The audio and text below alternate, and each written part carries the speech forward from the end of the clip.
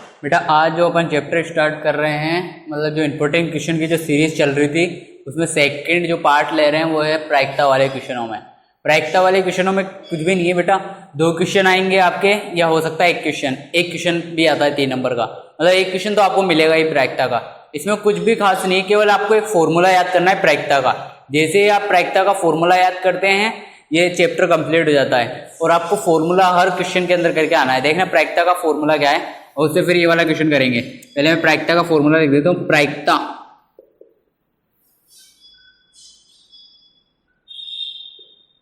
अनुकूल परिणामों की संख्या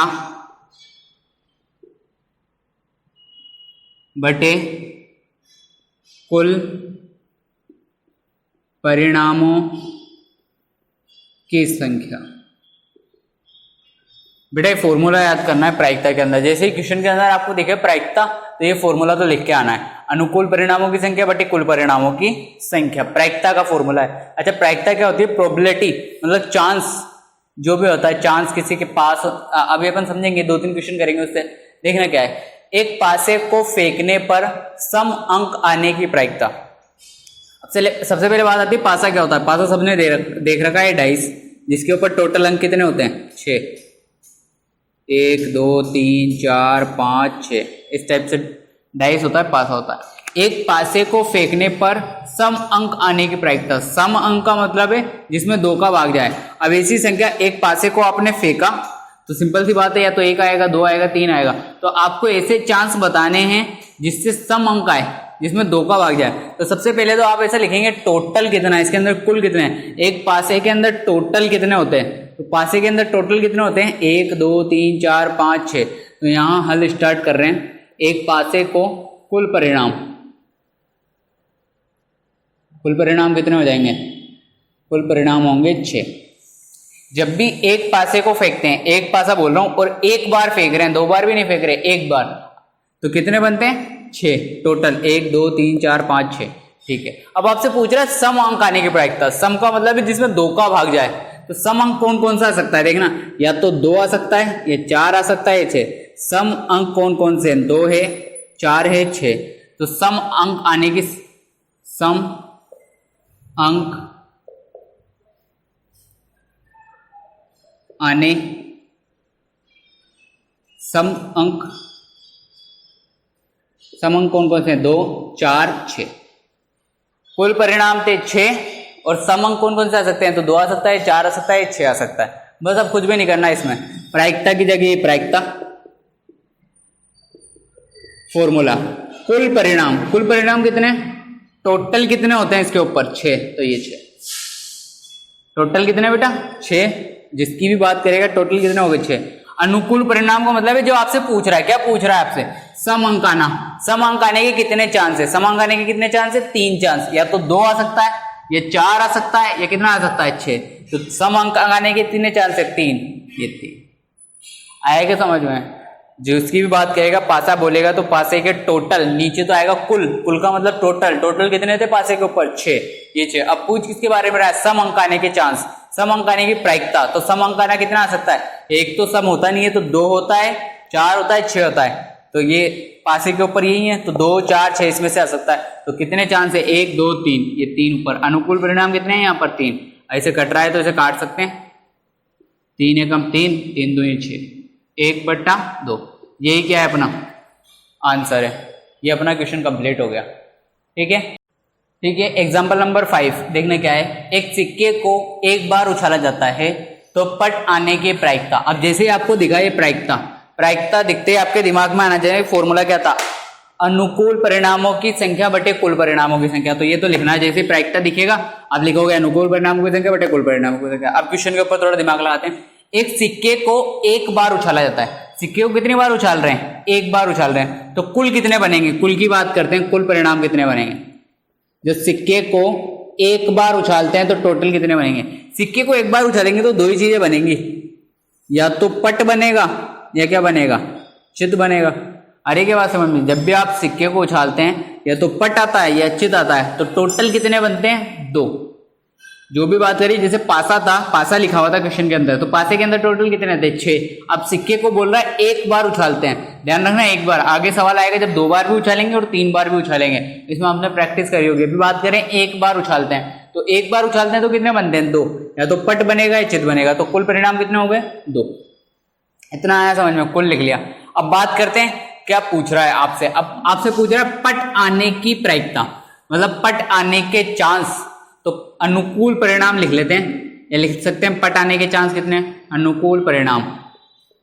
अनुकूल परिणाम तो पट कितनी बार आ सकता है। अब देखना पट या चित, सिक्के को उछालते हैं तो 2 ही बनते हैं, तो पट बनेगा या चित बनेगा। तो पट कितनी बार आ सकता है, केवल एक बार ही तो आएगा, 2 बार तो आ नहीं सकता, क्योंकि एक पे पट होता है और एक पे चित होता है। तो पट आने के कितने चांस है, 1। आई क्या बात समझ में। सिक्के को उछाला तो टोटल बनते हैं 2, या तो पट या चित। अब पूछा तो पट आने के चांस, तो पट कितनी बार आ सकता है, केवल एक बार ही, बस फॉर्मूले में लिख दो। अब आप प्रायिकता, अनुकूल परिणाम कितने हैं 1, और कुल परिणाम सिक्के को उछालते हैं तो कितने बनते हैं 2। यही अपना आंसर है। ये क्वेश्चन कई बार आ चुका है, 1 नंबर का 2-3 बार बोर्ड में आ चुका है, इंपॉर्टेंट क्वेश्चन है, देख ले। क्वेश्चन नंबर 9 देखना, इसके अंदर क्या है। एक थैले में 5 लाल और 2 सफेद गेंदे हैं। 5 तो लाल है, 2 सफेद है। इस थैले में से एक गेंद को यादृच्छा निकाली जाती है, तो इसकी प्रायिकता है कि गेंद सफेद हो और सफेद नहीं हो। अच्छा, इसके अंदर लिखा हुआ आ गया, क्या लिखा हुआ आ गया, प्रायिकता। प्रायिकता आते ही बात अनुकूल परिणामों की संख्या बटे कुल परिणामों की संख्या, ये फॉर्मूला तो लगेगा। अब दोबारा आराम से समझते हैं क्वेश्चन को, देखना क्या है। एक थैले में 5 लाल कितनी है 5, और 2 सफेद है। थैला है, थैले में 5 तो लाल हैं और 2 कितनी है सफेद है। तो बात कर लेते हैं टोटल कितनी हो जाएगी 7। 5 लाल 2 सफेद, तो टोटल कितनी हो गई 7। तो कुल तो लिख लेते हैं यहाँ, कुल कितनी हो गई, कुल गेंदे कितनी हो गई 7। ये बात समझ में आई, कुल, क्योंकि कुल काम में आएगा अपना। अब देखना कुल गेंदे 7 हो गई, 5 लाल थी 2 सफेद है कुल। अब क्या बोलता है, इस थैले में से एक गेंद को यादृच्छा निकाली जाती है। ये समझ रहे हैं कि आप यादृच्छा का मतलब है बिना देखे निकाली जाती है, समझ गए। एक थैला था, थैले के अंदर 5 लाल थे 2 सफेद। इस थैले में से बिना देखे, यादृच्छा मतलब बिना देखे, एक गेंद को निकाला जाता है। एक गेंद निकाल रहे, बिना देखे एक गेंद को निकाला जाता है। तो आपसे पूछ रहा है सफेद हो, मतलब सफेद आने की प्रायिकता। पहला क्वेश्चन पूछा सफेद आने की प्रायिकता, तो पहले निकाल रहे हैं अपन सफेद, ये फर्स्ट वाला सफेद आने की प्रायिकता। तो सफेद आने के चांस कितने हैं, देखना थैले के अंदर कितनी गेंदें हैं 2, सफेद कितनी है बेटा 2, टोटल तो कितनी है 7, सफेद कितनी है 2। तो 2 है तो या तो पहले नंबर वाली सफेद आ सकती है, दूसरे नंबर वाली आ सकती है। तो अनुकूल परिणाम कितने हो गए सफेद आने के, अनुकूल परिणाम की बात करें तो कितना हो जाएगा 2। ये बात कर रहा हूं पहले वाले की, फर्स्ट, जब आपसे पूछ रहा है सफेद आने की। फिर रिपीट कर देता हूं, एक थैला था, थैले के अंदर 5 लाल 2 सफेद, टोटल कितनी हो गई 7, तो कुल तो हो गई 7। अब आपसे पहला पूछ रहा है सफेद आने के, तो अपन को दिमाग लगाना सफेद के ऊपर, और किसी से मतलब नहीं है, सफेद देखना है। तो सफेद कितनी है 2, तो या तो पहले नंबर वाली सकती है, दूसरे नंबर की। तो अनुकूल परिणाम कितना हो गए 2। जिसकी बात करता उसे देखना, सफेद की बात कर रहा था सफेद, तो सफेद आने के 2, बस फॉर्मूला लिखा हुआ है प्रायिकता अनुकूल परिणाम की संख्या बटे कुल। अनुकूल की जगह तो कितना आ जाएगा 2, और कुल की जगह कितना आ जाएगा 7। यही अपना क्या हो जाएगा आंसर। ठीक है, मैं इधर ही लिख देता हूं, ये पहला हो गया यहाँ कंप्लीट। इधर दूसरा देखो, दूसरा क्या पूछ रहा है सफेद नहीं हो। तो दूसरा सफेद नहीं हो, हेडिंग बना रहे थे जब सफेद नहीं हो, मतलब सफेद नहीं आनी चाहिए। तो वही प्रायिकता, शॉर्ट में लिख रहा हूं मैं, अब आप पूरा लिख लेना। मैं अनु बटे कुल लिख रहा हूं, समझ गए होंगे अनु बटे कुल का मतलब क्या है। अनु का मतलब अनुकूल परिणामों की संख्या, कुल का मतलब कुल परिणामों की संख्या। आप पूरा लिख के आना, ठीक है। आपसे पूछ रहा है सफेद नहीं आनी चाहिए, पहले पूछा था सफेद हो मतलब सफेद आने की, अब पूछ रहा है सफेद नहीं हो मतलब सफेद नहीं आने की। तो थैले के अंदर टोटल तो 5 तो लाल थी और 2 सफेद थी। तो आपसे पूछ रहा है, पहले तो पूछा था सफेद आने की, तो सफेद आने के कितने चांस थे 2। अब आपसे पूछ रहा है सफेद नहीं हो तो कौन आएगी लाल। आ रही क्या बात समझ में, सफेद नहीं हो तो कौन सी आएगी लाल, शॉर्ट में लिख रहे हैं। तो कुल तो कितने, टोटल तो कितने हैं अभी भी थैले में 7, ये 7। अब आपसे पूछ रहा है सफेद नहीं हो, तो सफेद हटा देना, तो बची कौन सी लाल। लाल आने के कितने चांस है 5। आगे क्या बात समझ में। जब पूछ रहा था सफेद हो तो सफेद आने के कितने चांस है 2, तो 2/7 शॉर्ट में कर दिया। अब पूछ रहा है सफेद नहीं हो तो सफेद को हटा दो, बची कौन लाल, तो लाल के कितने 5, 5/7, तो ये आंसर हो गया 2/7, 5/7। इसे और भी आप वो लिख लेना, दोबारा लिखना चाहो तो कुल परिणाम, अनुकूल परिणाम 5।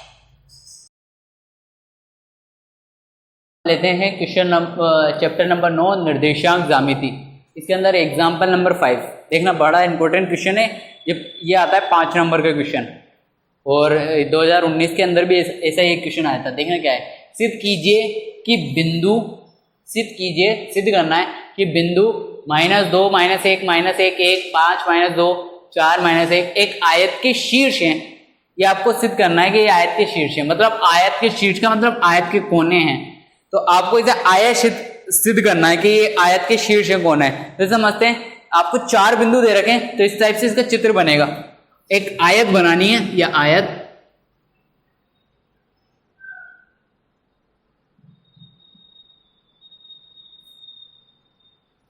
और ये इसके शीर्ष है, शीर्ष दे रखे हैं, बिंदु दे रखे हैं इसके। तो एक तो कितना दे रखा है -2,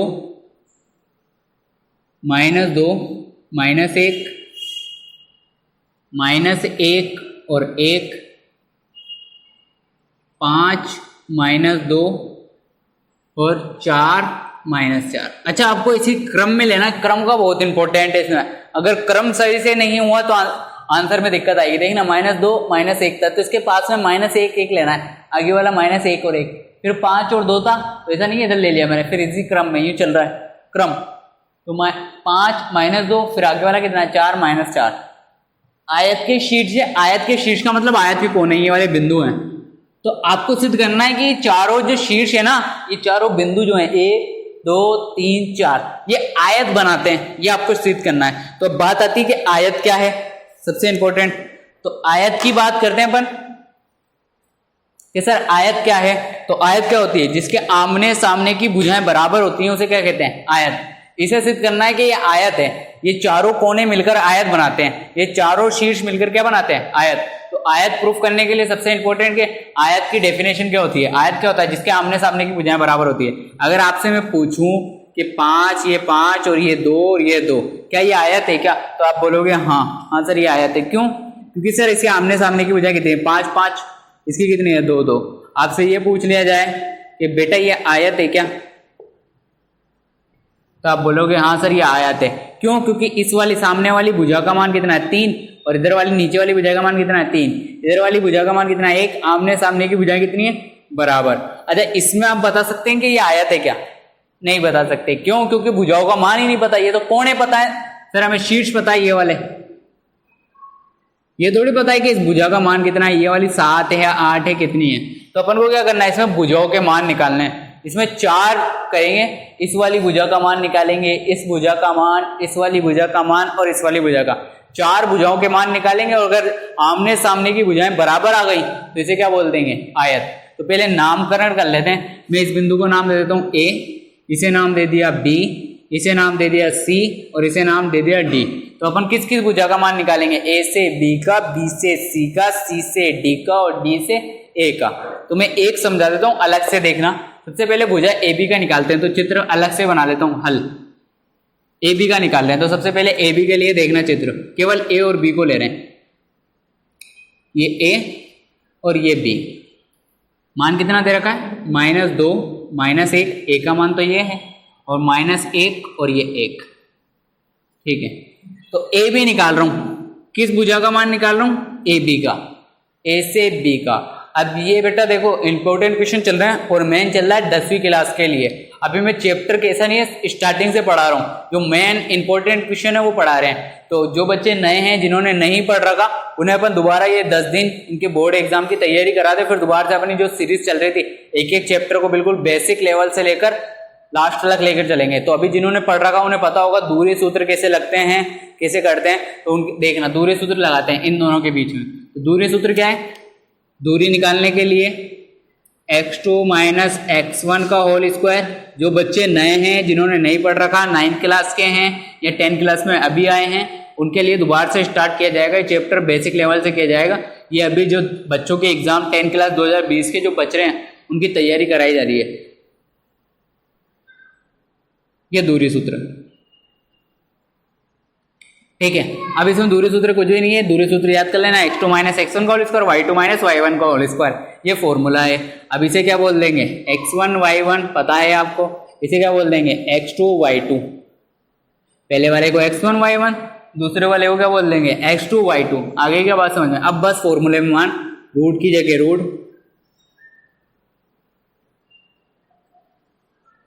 x2 का मान कितना है -1, ये बीच में माइनस, ये माइनस, x2 का मान -1 बीच में माइनस, ये माइनस, x1 का मान -2। अच्छा ये माइनस था, फिर इसके बाद फिर माइनस आ रहा है तो ब्रैकेट में माइनस। देखो बात समझो, x2 का मान कितना है -1, ये माइनस, ये माइनस, ये माइनस, x1 का मान कितना है -2। बेटा ये माइनस तो ये वाला माइनस आ गया, फिर x1 का मान भी माइनस आ रहा है, तो माइनस के बाद माइनस आ रहा है तो ब्रैकेट में लिख लेते हैं -2 और ये होल स्क्वायर। अब y2 वाला क्या करते हैं, y2 का मान कितना है 1, ये बीच में माइनस, ये माइनस, y1 का मान कितना है -1। सर ये वाला तो माइनस आ गया था, इसके बाद वाली जो संख्या आ रही है वो भी किसकी आ रही है माइनस की, तो ब्रैकेट लगा के -1। ठीक, आगे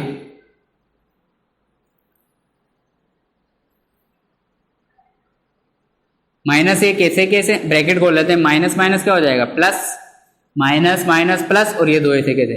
स्टेप बढ़ा के मतलब ज़्यादा लिख रहा हूँ मैं, जल्दी भी कर सकते हैं जिन्होंने पढ़ रखा है बढ़िया तरीके से, प्रैक्टिस के लिए एक बार समझाने के लिए। ये एक माइनस माइनस फिर प्लस, माइनस माइनस प्लस, और ये एक स्क्वायर, ये स्क्वायर। रूट ऐसे कैसे चल रहा है, बाकी कुछ भी नहीं कर रहा, केवल माइनस माइनस प्लस करा। आगे देखना, 2 में से कितना माइनस होगा 1, और 2 बड़ा है, 2 के आगे प्लस है तो ये प्लस का 1, ये कितना हो जाएगा 2 प्लस। आगे लिख दूंगा, यहीं लिख देता हूँ इधर ही आगे।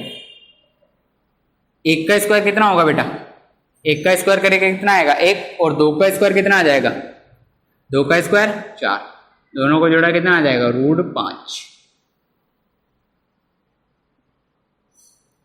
आएगा समझ में। दूरी सूत्र लगाया, दूरी सूत्र से ये आ गया AB का मान, मतलब भुजा AB का मान कितना आया √5। मतलब ये वाला जो मान आ गया, अपना टारगेट था इसे आयत बताना है। क्या बताना है, आयत प्रूफ करना। आयत जब भी पता लगेगी, ये तो सर कोणे दे रखे थे, पता कब लगेगी जब भुजा का मान पता हो। तो भुजा निकाल रहे हैं, तो पहली वाली भुजा निकाल ली, पहली वाली भुजा का मान कितना आया √5। आगे के बाद समझ में, अगर यहां से लेकर यहां तक की दूरी कितनी आई √5। अब किसकी निकालेंगे, B और C की। एक बार आप इसका स्क्रीनशॉट ले लें या लिख लें, आगे समझ में। इसे ध्यान रखना है, AB का मान कितना आया √5, मैंने यहाँ लिख भी दिया √5। अब ऐसे किसी का निकालेंगे B और C का, फिर C और D का D, तो BC का निकालते हैं। अब रफ कर दूं इसे, तो दूसरा वाला पार्ट देखो।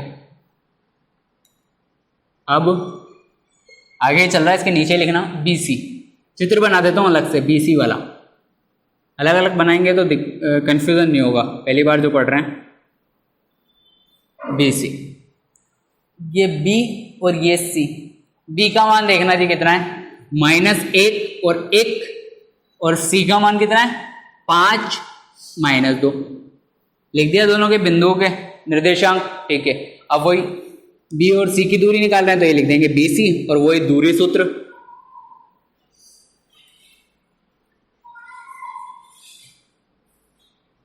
x2 माइनस x1 का होल स्क्वायर,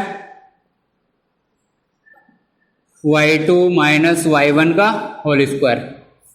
ठीक है, अब फॉर्मूले में क्या रखेंगे, मान रखेंगे। रखो,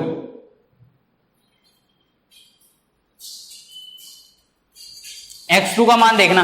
अच्छा पहले नामकरण कर लेते हैं, इसे क्या बोल देते हैं x1 y1, इसे क्या बोल देते हैं x2 y2। अच्छा ये बात आपको पता है, वैसे जरूरी नहीं है इसे x1 y1 दे, इसे x2 y2 दे। आप चाहो तो इसे x2 y2 दे सकते हो, और इसे क्या दे सकते हैं x1 y1, फर्क नहीं पड़ता, आंसर सेम आता है।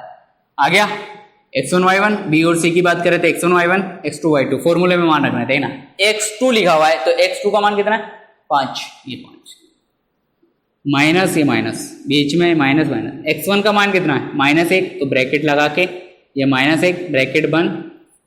अच्छा ब्रैकेट क्यों लगाया, क्योंकि दो माइनस आ रहे थे, ये तो फॉर्मूले का माइनस, और फिर इसके बाद फिर माइनस आ रहा है तो ब्रैकेट लगा, ये प्लस, ये प्लस।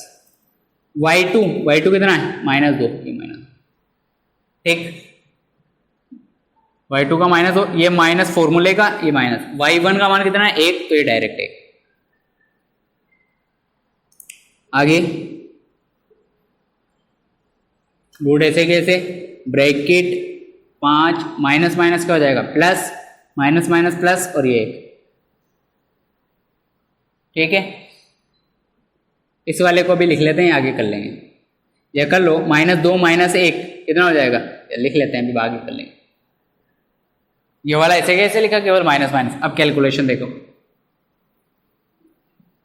5 और 1 6, और माइनस माइनस जुड़ते हैं क्या, हाँ जुड़ते हैं, तो माइनस का 3, माइनस माइनस जुड़ जाएंगे तो माइनस का 3। 6 का स्क्वायर कितना हो जाएगा 36, और 3 का स्क्वायर कितना हो जाएगा 9, दोनों को जोड़ेंगे कितना आ जाएगा 45। आएगा इतना समझ में। तो इसका मान कितना आ गया √45। इसे आगे भी कर देता हूं मैं, बाकी इतना भी लिख सकते हैं, कई बच्चे जिन्हें आगे नहीं आता वो इतना भी लिख सकते हैं, इसे आगे और कर सकते हैं। इसे मैं ऐसे लिख सकता हूँ क्या, देखना एक बार, अगर जिन बच्चों को यहाँ तक भी चल जाएगा ठीक है, लेकिन आगे करना चाहें तो आगे भी लिख सकते हैं। इसे ऐसे लिख सकता हूँ क्या, ये 5 × 9, 9 पंजे 45, अलग अलग कर लो, √5 अलग हो जाएगा, √9 अलग हो जाएगा। ठीक है, अब √9 का मान कितना हो जाता है, √9 का मान हो जाता है 3, और √5 का होता नहीं, तो ये सिर्फ 3√5। आगे क्या बस समझ में, 45 तक रोकना चाहें तो यहाँ तक भी ठीक है, आगे करना चाहें तो ये तोड़ के 45 को कैसे लिख सकता हूँ, 5 × 9, 9 पंजे 45, फिर इसे रूट अलग अलग कर दिया, 5 पर रूट अलग, 9 पर, √9 का मान कितना होता है 3, और √5 ऐसे कैसे। ठीक है, मैं इतना ही लिख देता हूँ, ये हो जाएगा √45। इसका मान कितना आया था √45, या ये वाला लिखना चाहिए ये लिख सकते हैं। आया था ना समझ में। ठीक है, अब इसका ये निकाल लिया, AB का निकाल लिया, BC का निकाल लिया, अब किसका निकालेंगे CD का। देखो CD का,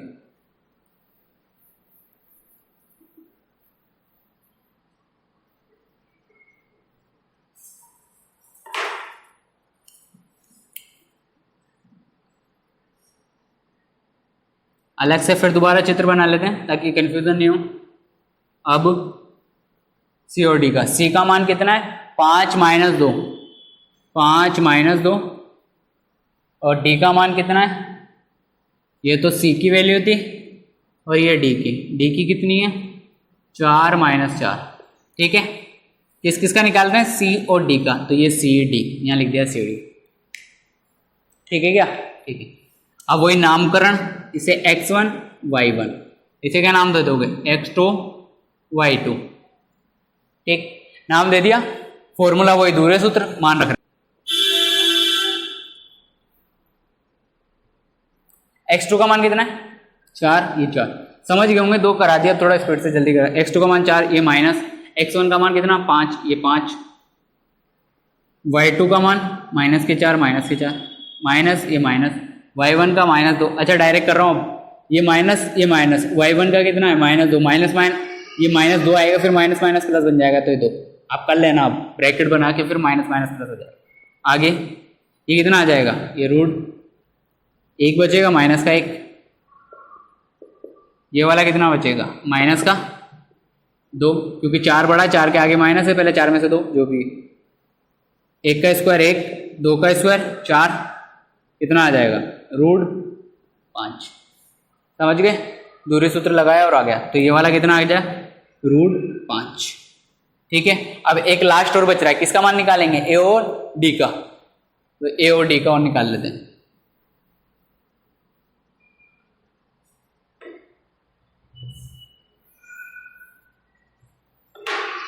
A और D का देखो लास्ट, ये A है और ये D है। A का मान देखो -2 -1, -2 -1, और D का मान कितना है, D का मान है 4 -4। किस किस का निकाल रहे हैं A का और D का, यहाँ लिख देंगे AD, किसकी दूरी निकाल रहे हैं AD की, दूसरे सूत्र लिखा हुआ है, दूसरे सूत्र लिखा हुआ है, फॉर्मूले में मान रखते हैं। पहले नामकरण, इसे x1 इसे y1, इसे क्या बोलोगे x2 इसे y2 बोल दिया, बस अब फॉर्मूले में मान रखो, ब्रैकेट, ये ब्रैकेट, x2 का मान कितना है 4, ये 4, माइनस ये माइनस, x1 का मान कितना है -2। बेटा ये फॉर्मूले का माइनस, फिर इसके बाद फिर माइनस आ रहा है, तो माइनस माइनस क्या हो जाएगा प्लस, और ये 2 था, ये 2। y2 का मान कितना है -4, ये -4 माइनस ये फॉर्मूले का माइनस, y1 का मान कितना -1, ये फॉर्मूले का माइनस, फिर इसके बाद फिर माइनस आ रहा है तो माइनस माइनस प्लस, और ये 1 कैसे कैसे। आगे के बात समझ में, मान रख रहे हैं। आगे ये कितना हो जाएगा 6, दोनों जुड़ रहे हैं, दोनों प्लस के जुड़ जाएंगे। ये कितना हो जाएगा -3।